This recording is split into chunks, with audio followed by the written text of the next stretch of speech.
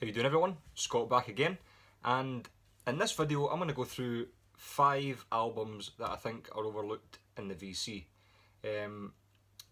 Probably because they are well-known artists, they have a large discography, and they wouldn't be probably in your top 3 albums you would go to for this artist. So I thought I would show them. Some of them haven't been showed, well, I've never seen showed in the VC before, so I just think they're a wee bit underappreciated. I've been listening to them this week, and I just appreciate them when I listen to them. They're just middle of the road albums that I appreciate when I listen to. So if you have 5 middle of the road albums you want to show, we could get some responses into this, because these are albums that you wouldn't typically show in, say, a contest video or your top 25 albums of all time or whatever. These are just average albums that you can appreciate when you listen to them. So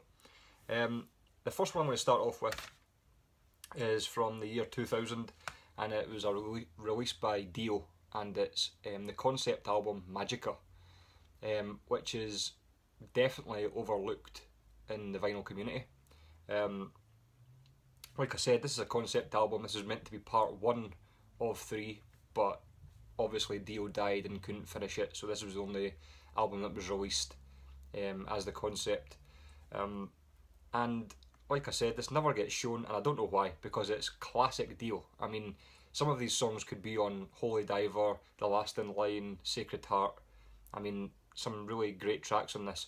I mean, you've got tracks like Fever Dreams, Lord of the Last Day, Turn to Stone, Feed My Head, Chalice, all great songs with crunching guitars. It sees the return of Craig Goldie on guitar and Jimmy Bain. So I mean, it's great stuff. And inside, obviously, it's basically the stories between good and evil, which you could kind of imagine from Dio.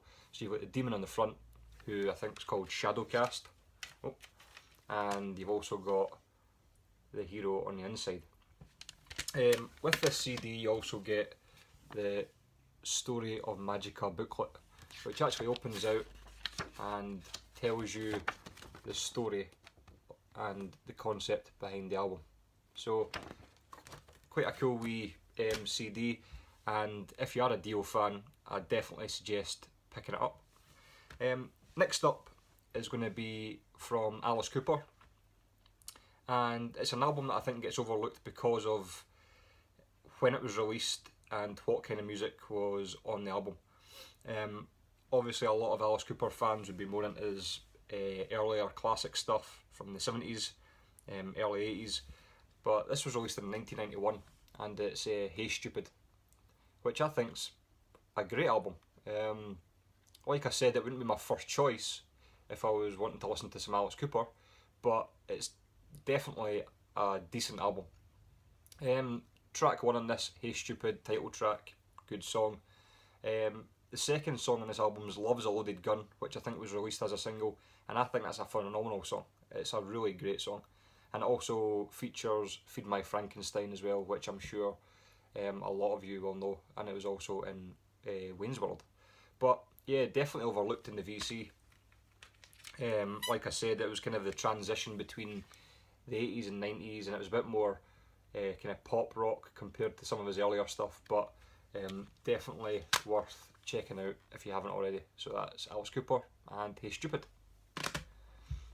Next up is from Helloween, and you obviously see a lot of the 80s stuff getting shown. Their debut, Walls of Jericho, you've got Keeper of the Seven Keys Part 1 and 2,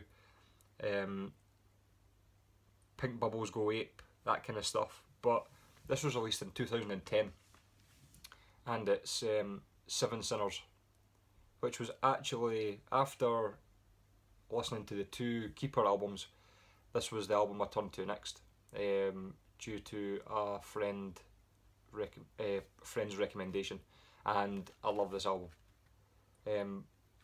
Like I said, it wouldn't be, I would always go to the 80s stuff when it comes to Helloween, but this is definitely worth a pick up and a listen to if you haven't already. Songs I'd pick out from this are The Sage, The Fool, The Sinner, My Sacrifice, The Smile of the Sun, which is like a slowed down ballad, which is amazing. You've got Who's Mr. Madman, and Where the Sinners Go, which is the opening track, which is just a great song as well.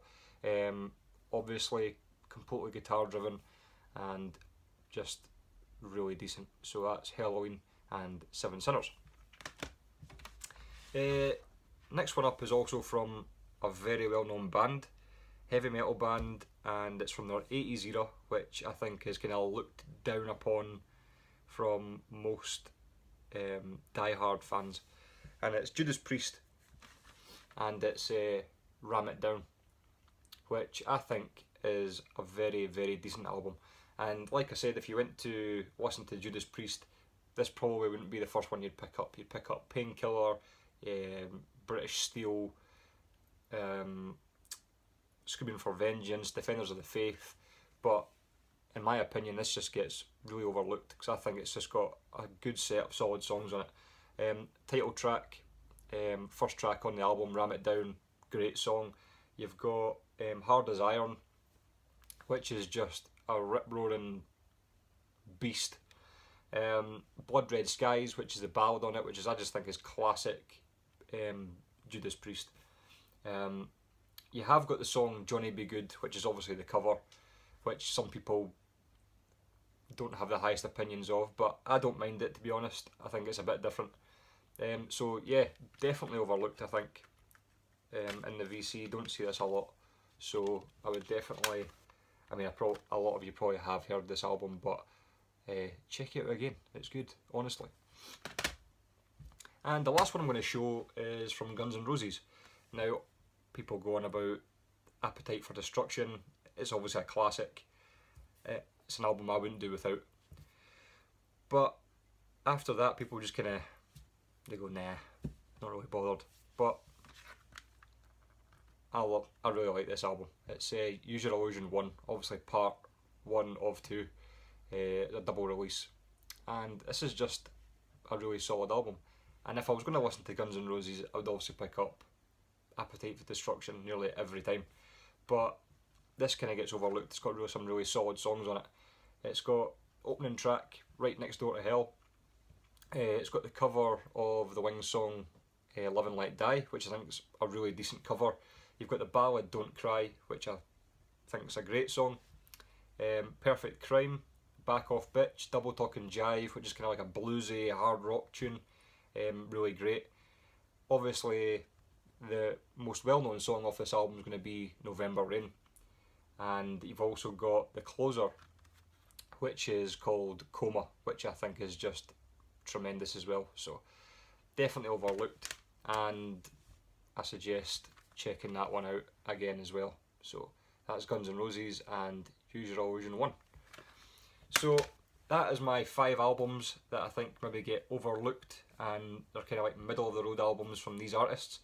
If you do have a response to this, I'd love to see it. If not, leave a comment, tell me what you think, and I'll see you guys in the next video. Cheers.